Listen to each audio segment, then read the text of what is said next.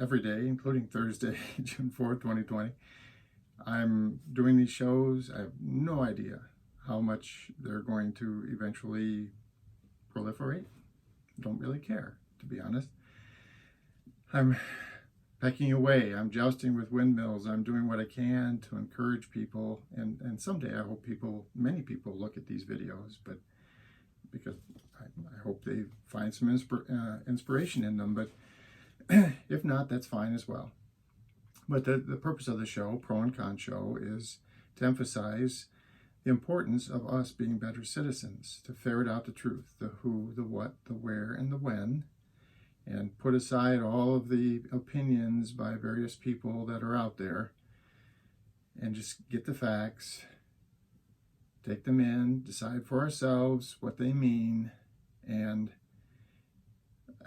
be willing to absorb the fact that many of these issues, basically all issues, they're fairly complex. So there's, 4 words on a bumper sticker do not, or a red hat or whatever, they don't begin to fully define the issues that we have. And so we've got to be open to the pro and the con, the good and the bad, the for and against, and hence the Pro and Con Show. Well, I've been doing a series of shows on various topics, and I'll continue to do that all the way through Election Day, November 3rd, 2020. But for a short stint here, I'm just doing a few videos about myself.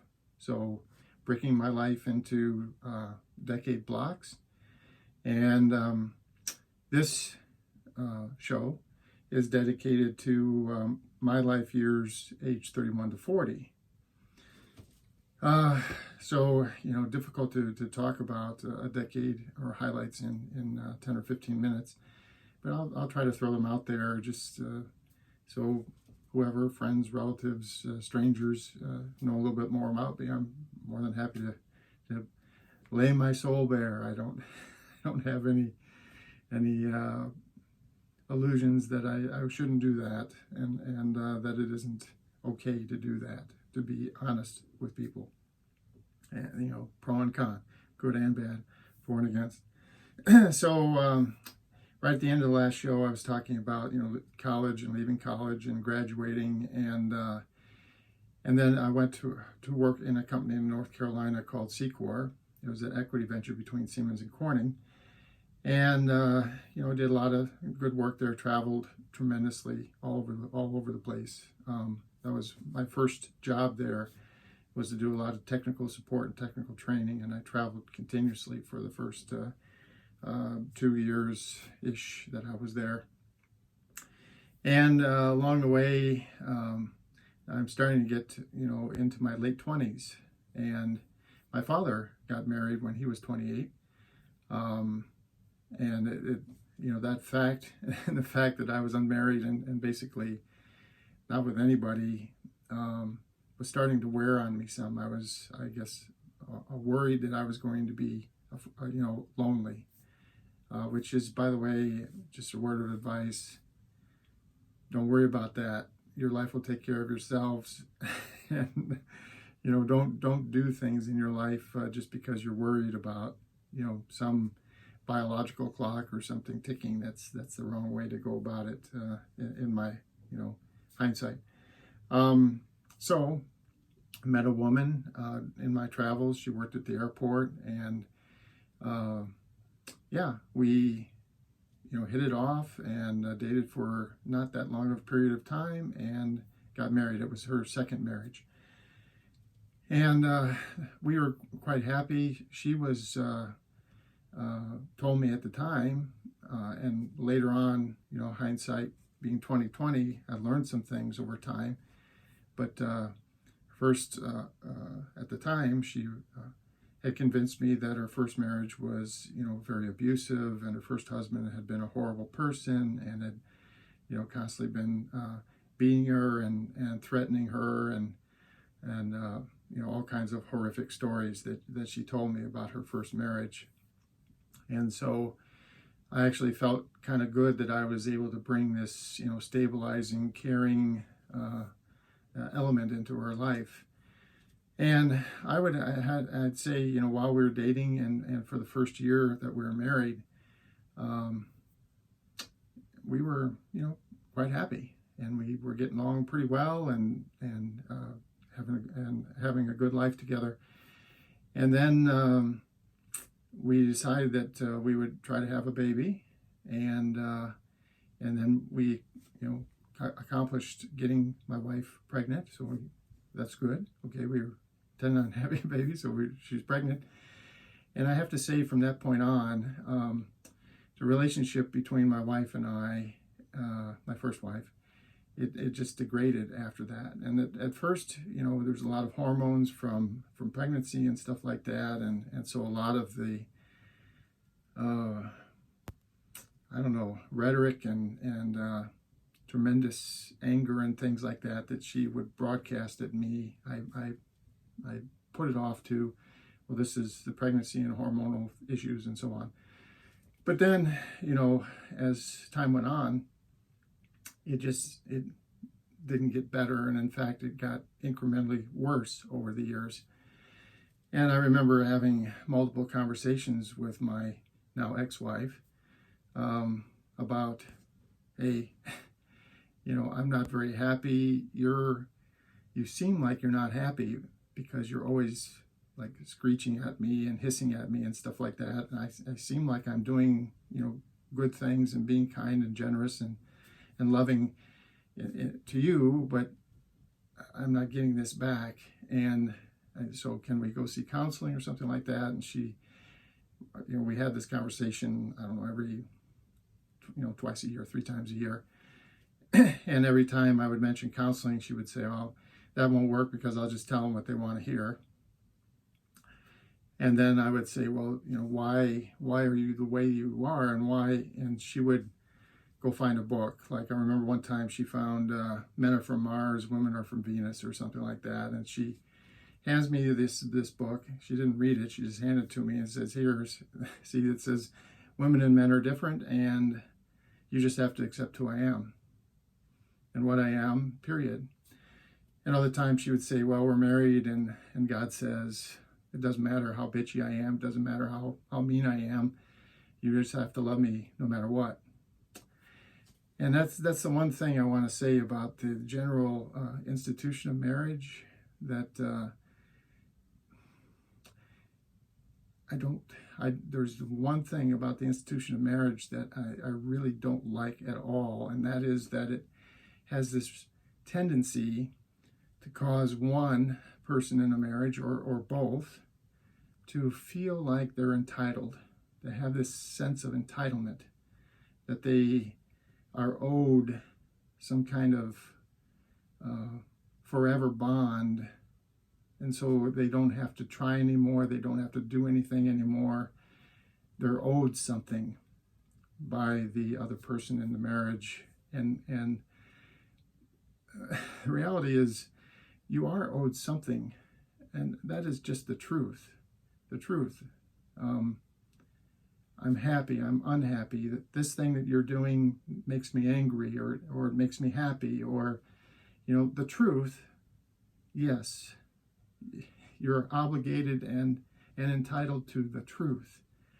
But beyond that, you know, oh, I can yell at you all I want and you still have to love me. I can, you know, hit you, beat you. I can, you know, do whatever things, spend money frivolously, or whatever the stuff is. I can or cannot decide to work or clean the house, or do whatever in the community. It doesn't matter what I do, because I'm entitled to your love, and that's wrong thinking. So needless to say, step by step, our marriage got worse and worse. But it's we'll get to the divorce in the next in the next segment.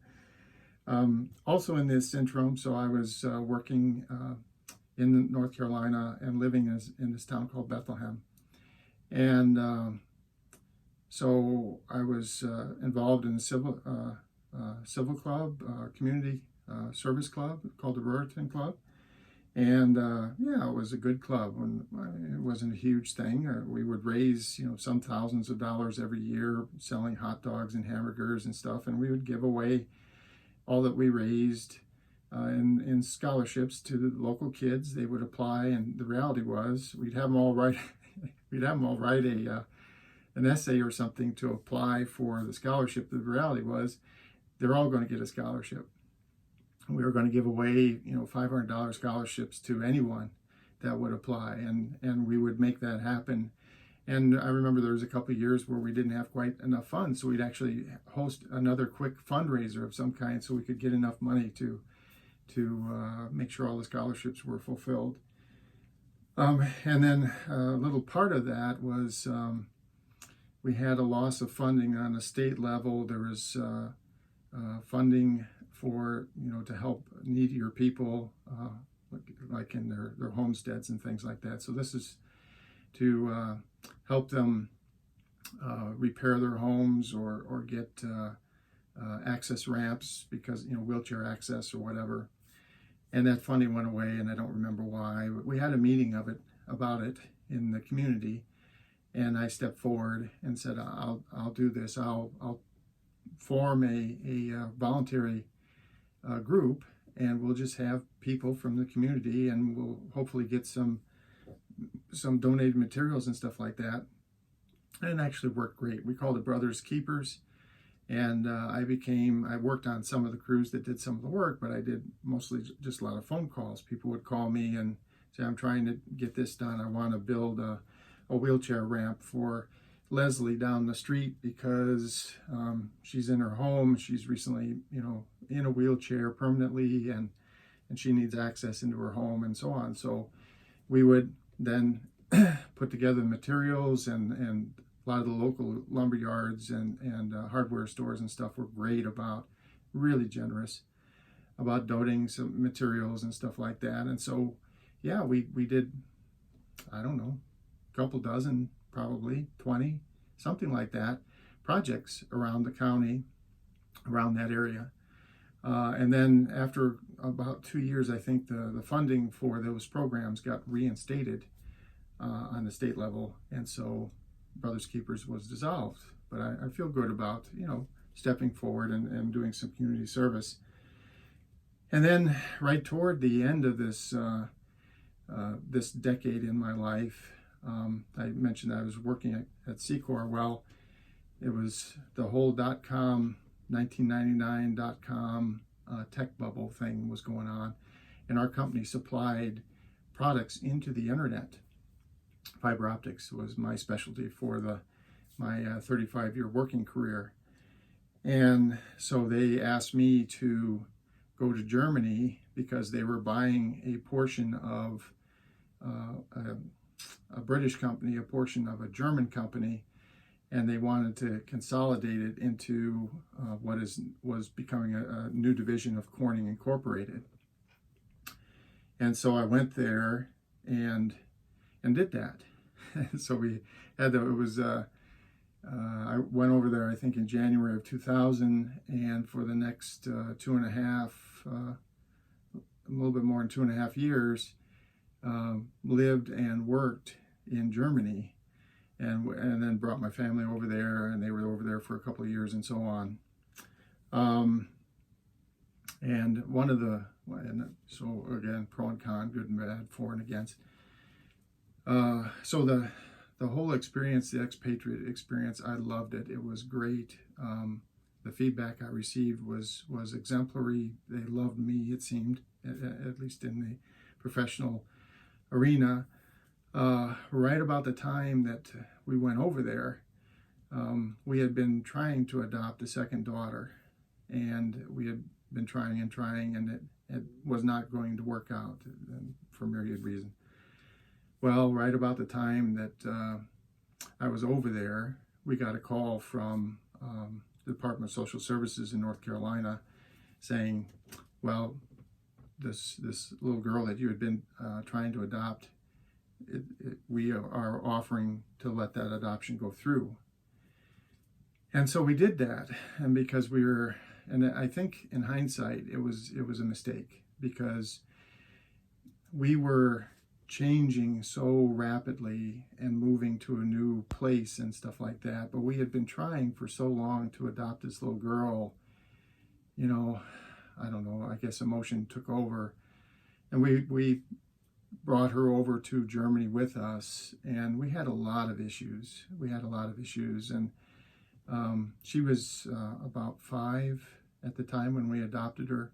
She had a lot of behavioral and emotional issues, as a lot of these adoptive kids do. It's very, very common. And we knew that, of course. We knew that going in. But I guess being away from the support of the Department of Social Services and kind of the structure in America and family and friends, we're kind of isolated. And yeah, we really struggled. And so long story short, even though things were going quite well, the adoption really was not going very well for the family. And secondarily, my father had been diagnosed and was now terminal with cancer. He had colon cancer, and it had come back and it had metastasized. So that was going on. And then the whole .com thing exploded. And so for those 3 reasons, we came back at the end of this 10-year period and moved back to North Carolina. And so that's the years 31 to 40 for me. For those that, and again, pro and con, good and bad, for and against. I've had a lot of very good times in my life. I've had some not so good times in my life. And but on the whole, I mean, in the big picture, I can't complain. Anyone that's lived my life cannot complain. I mean, I've had really good friends and family, and I've never really been concerned about being able to pay bills or feed my family, or or about my own personal freedom, or the list, or health even. I've been pretty darn healthy for other than a couple little episodes here and there. I've been pretty darn, so I've been blessed thousands of times over. And so sometimes, and most of the time actually, mostly happy, but then there's other things, like my relationship with my first wife that, and a very common saying anymore, although I've been saying it with my wife my current wife for many, many years, it is what it is. All right, so for the Pro and Con show for Thursday, June 4th, 2020, I'm Michael James Ott. Thanks for watching the show, and until the next show, bye for now.